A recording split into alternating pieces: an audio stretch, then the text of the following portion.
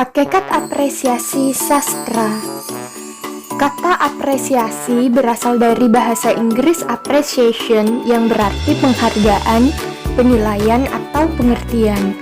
Kamus Besar Bahasa Indonesia mengartikan apresiasi sebagai kesadaran terhadap nilai seni dan budaya. Jadi, secara leksikal, apresiasi sastra berarti penghargaan atau penyadaran akan nilai dari seni sastra. Menurut Sumarjo dan Zaini, mengetengahkan bahwa dalam hubungan dengan sastra dan peristiwa sastra, apresiasi berarti memahami, menikmati, dan menghargai atau menilai. Agar bisa memahami, menikmati, dan menghargai karya sastra, pembaca harus mengenal dan akrab dengan karya sendiri. Sehubungan dengan itu, Effendi mendefinisikan apresiasi sastra sebagai kegiatan menggauli karya sastra dengan sungguh-sungguh, sehingga tumbuh pengertian, penghargaan, kepekaan pikiran kritis, dan kepekaan perasaan yang baik terhadap karya sastra. Pengertian-pengertian di atas memberi kita gambaran bahwa apresiasi sastra merupakan rangkaian kegiatan menghargai karya sastra yang meliputi menggauli karya sastra, memahami karya sastra, menikmati karya sastra, dan menilai karya sastra. Apresiasi sebagai menggauli karya sastra memaksudkan bahwa apresiasi sastra menuntut kebiasaan bersentuhan dengan sastra.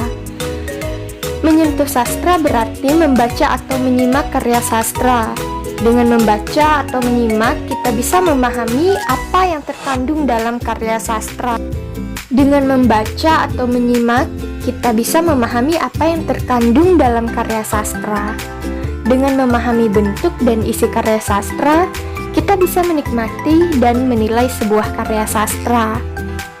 Minat dan kebiasaan membaca atau reading habit sastra dan menyimak pembacaan atau performansi sastra merupakan syarat fundamental dalam apresiasi sastra.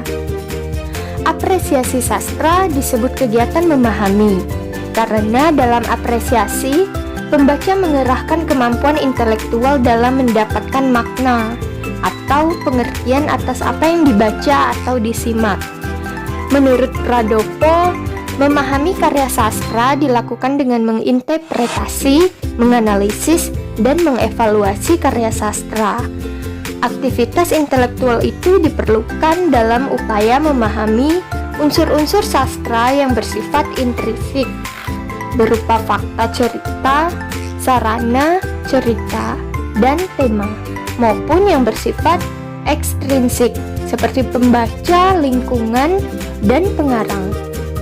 Apresiasi sastra disebut kegiatan menikmati, karena dalam apresiasi pembaca melibatkan emosi dalam merespons unsur-unsur estetik karya sastra atau Square dan Taba dalam Aminuddin menyebut hal itu. Realitas atau peristiwa yang disajikan pengarang menimbulkan gejolak perasaan tertentu pada pembaca. Semakin pembaca terlibat dalam dunia khayali yang disajikan pengarang, semakin kompleks emosi yang bermunculan, seperti dikemukakan Rosiana. Apresiasi menimbulkan adalah kegairaan dan kenikmatan pada sastra. Keterlibatan emosi itu membawa pembaca untuk bersikap dan berefleksi terhadap karya sastra, yakni menarik makna atau pesan tertentu dari karya sastra bagi dirinya. Apresiasi disebut kegiatan menilai, karena melibatkan penilaian pembaca terhadap karya sastra. Berhadapan dengan karya sastra, pembaca sudah memiliki sikap, pandangan, pengetahuan, bahkan kerangka teori tertentu. Dengan bekal itu, pembaca dapat menganalisis atau mengkritisi karya sastra, baik dari segi bentuknya, isinya, maupun nilai-nilai atau pesan yang disampaikan melalui karya sastra itu. Berdasarkan paparan di atas, dapat dirumuskan sebuah definisi operasional bahwa apresiasi sastra adalah kegiatan menggauli, memahami, menikmati, dan menilai karya sastra sedemikian rupa sehingga tumbuh pengertian, penghargaan, kepekaan, pikiran kritis, dan kepekaan perasaan yang baik terhadap karya sastra. Bentuk-bentuk apresiasi sastra. Pemahaman dan penghargaan terhadap karya timbul dari aktivitas mengakrabi karya sastra. Menurut Aminuddin, mengetengahkan dua bentuk kegiatan mengakrabi karya sastra, yakni kegiatan langsung dan tidak langsung. Apresiasi sastra secara langsung mewujud dalam kegiatan membaca atau menikmati cipta karya sastra berupa teks maupun performansi.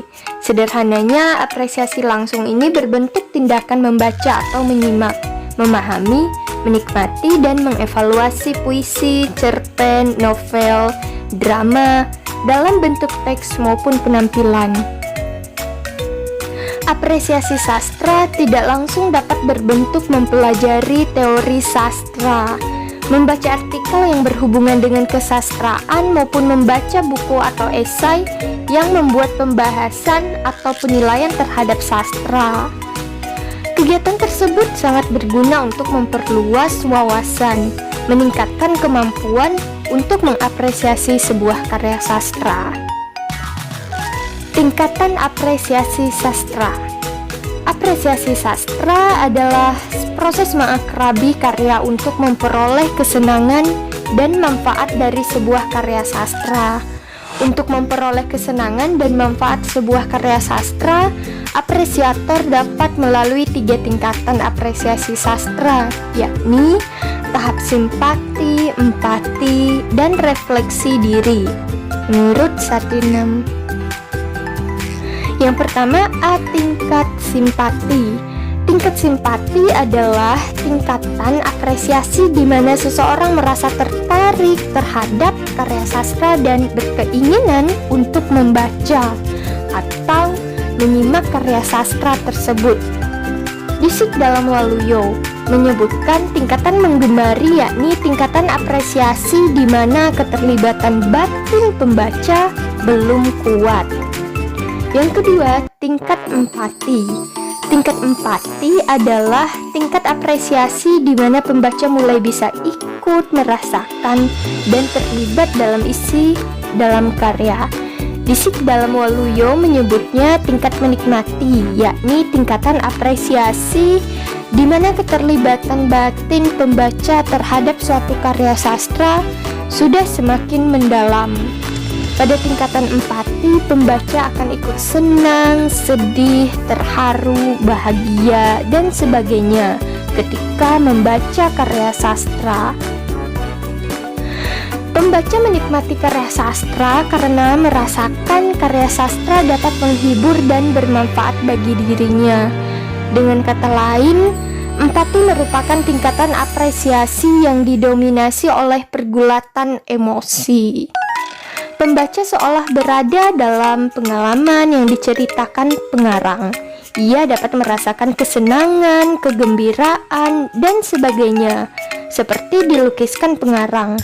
Dengan imajinasinya, pembaca dapat menangkap dan membayangkan kejadian-kejadian yang terdapat dalam karya sastra. Yang ketiga, tingkat refleksi.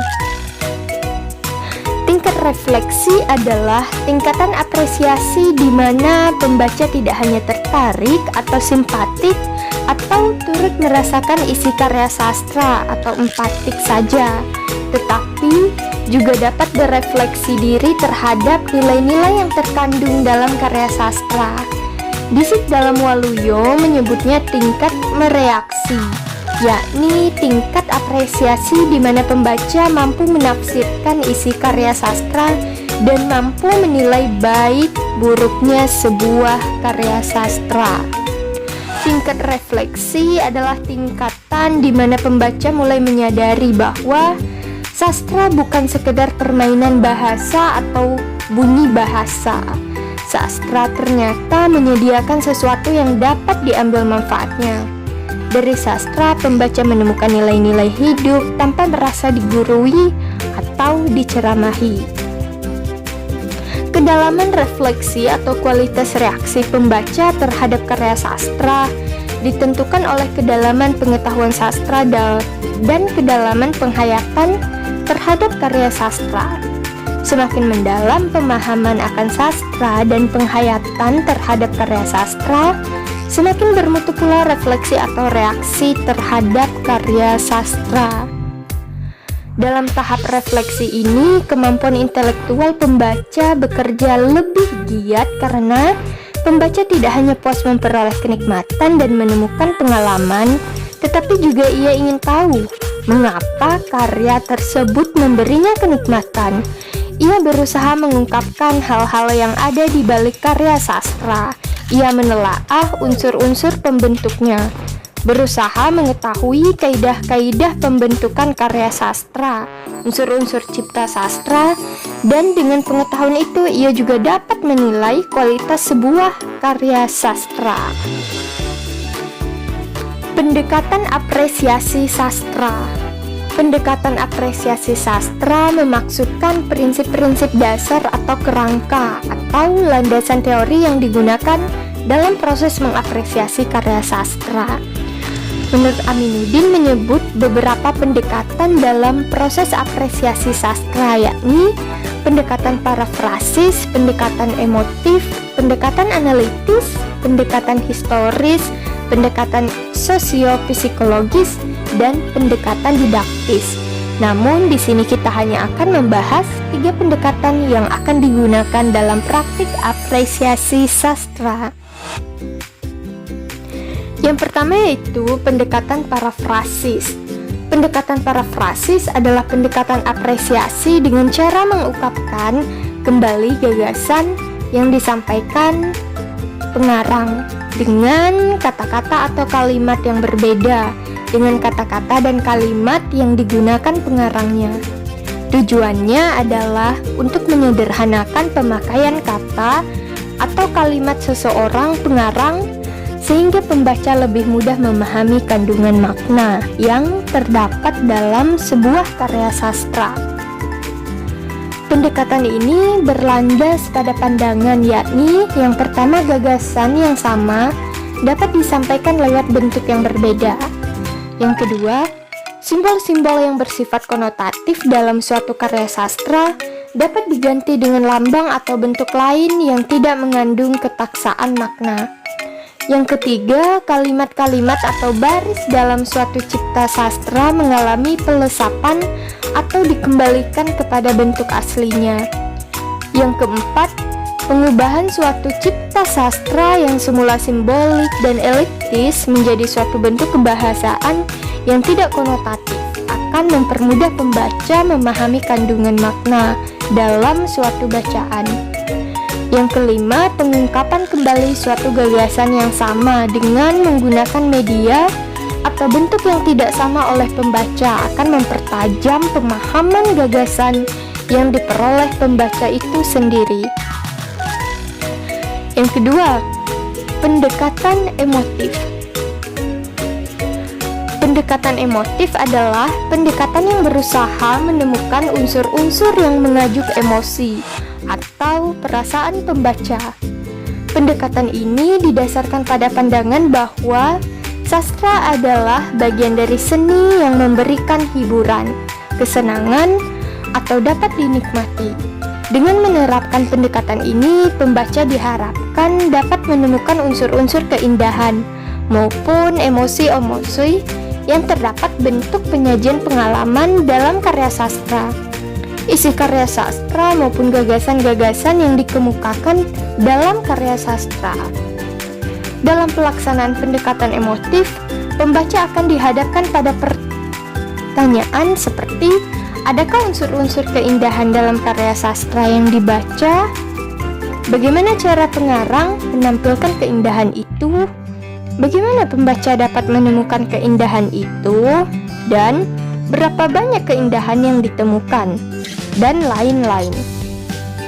Keindahan dalam karya sastra bisa ditemukan dalam peristiwa yang disajikan, pola penyajian peristiwa, gaya bahasa, citraan, paduan bunyi, latar, tokoh, dan perwatakan, serta unsur-unsur sastra lainnya.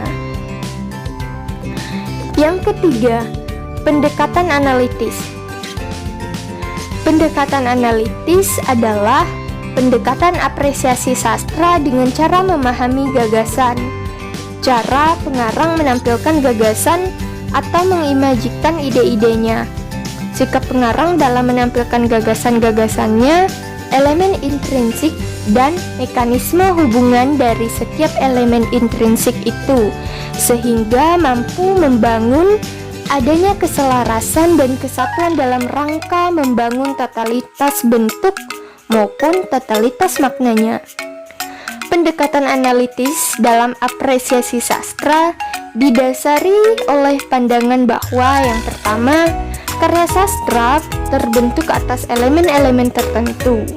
Yang kedua, setiap elemen dalam karya sastra memiliki fungsi tertentu dan senantiasa memiliki hubungan antara yang satu dengan yang lainnya, meskipun karakteristik masing-masing berbeda. Yang ketiga, karena setiap elemen memiliki karakteristik, maka antara elemen yang satu dengan yang lain dapat dibahas secara terpisah, meskipun pada akhirnya setiap elemen itu harus disikapi sebagai suatu kesatuan. Penerapan pendekatan analitis ini dapat diawali dengan membaca teks secara keseluruhan. Selanjutnya, pembaca berusaha menganalisis secara mendalam karya sastra itu dengan pertanyaan-pertanyaan berkaitan dengan unsur intrinsik yang terdapat dalam karya sastra. Misalnya, setelah membaca sebuah cerpen, pembaca mendalami cerpen itu dengan menjawab pertanyaan seperti siapa saja tokohnya, bagaimana penokohannya, bagaimana latarnya, dan lain-lain. Dari hasil analisis unsur-unsur itu, pembaca dibawa untuk memahami bagaimana hubungan antara unsur-unsur itu dalam mewujudkan sebuah cipta karya. Kegiatan apresiasi dengan pendekatan analitis ini mensyaratkan pembaca memiliki landasan teori tertentu, bersikap objektif, sehingga hasil analisisnya tepat, sistematis, dan diakui kebenarannya oleh umum. Manfaat apresiasi sastra. Sastra adalah karya imajinatif yang dapat memberi hiburan, pengetahuan, dan nilai-nilai kehidupan. Karya sastra bisa dibaca sebagai penghantar tidur atau pengisi waktu luang. Sastra juga menyediakan kata-kata yang indah, nasihat, atau ungkapan bijaksana yang dapat dibagikan di media sosial atau disampaikan kepada orang lain. Membaca sastra memperkaya kosakata dan menambah pengetahuan tentang sesuatu. Hasil bacaan sastra dapat menambah bahan pengajaran seorang guru di sekolah. Para ibu rumah tangga memanfaatkan sastra untuk bahan cerita anak-anak mereka. Seorang penceramah dapat menggunakan sastra sebagai selingan ceramahnya. Singkat kata, mengakrabi sastra banyak manfaatnya untuk manusia. Moody dan Leslie, seperti dikutip Wardani, mengemukakan 6 manfaat apresiasi sastra, yakni yang pertama, melatih keempat keterampilan berbahasa. Yang kedua, menambah pengetahuan tentang pengalaman hidup manusia, seperti adat istiadat, agama, kebudayaan, dan sebagainya. Yang ketiga, membantu mengembangkan pribadi. Yang keempat, membantu pembentukan watak. Yang kelima, memberi kenyamanan. Yang keenam, meluaskan dimensi kehidupan dengan pengalaman baru.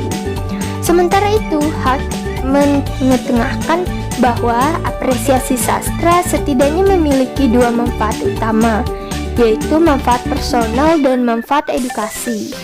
Apresiasi sastra memberi manfaat personal bagi pembacanya seperti memberi kesenangan, mengembangkan imajinasi, memberi pengalaman yang dapat terhayati, mengembangkan pandangan ke arah persoalan kemanusiaan, menyajikan pengalaman yang bersifat emosional.